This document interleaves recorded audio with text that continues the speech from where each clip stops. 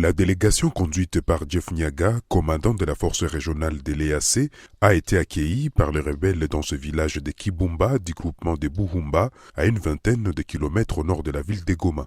Ce village est déserté depuis plusieurs semaines. Les maisons et les magasins ont été pillés. Jeff Nyaga a appelé la population à rentrer chez elle tout en garantissant sa sécurité.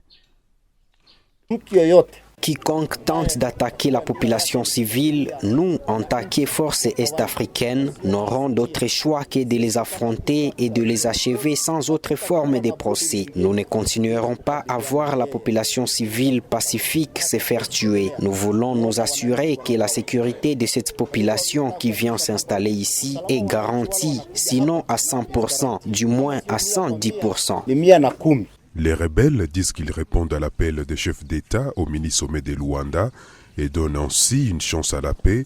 Ils se sont retirés de leur position à Kibumba et se sont dirigés vers le territoire de Rutshuru sans préciser où ils resteront.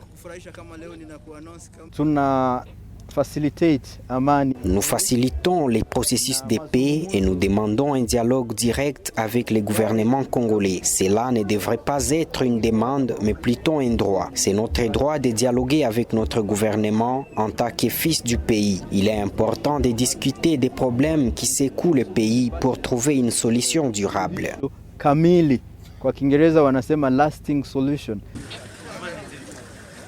Certains habitants de la ville de Goma restent indifférents à ces retraits.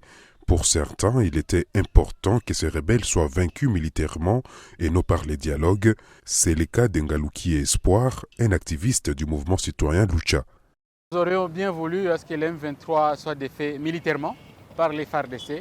Mais hélas, ils se sont retirés sans qu'il y ait de confrontation. Nous, on n'est ni contents ni mécontents. C'est juste un fait, mais bon, malheureusement, ça nous déçoit et un peu ça nous réjouit parce qu'on espère que la population qui vit à cet endroit ne sera plus victime de l'insécurité, des tracasseries. C'est même vendredi 23 décembre, les affrontements entre les rebelles et l'armée congolaise ont été signalés au nord-ouest du territoire de Rutshuru en direction de Kichanga.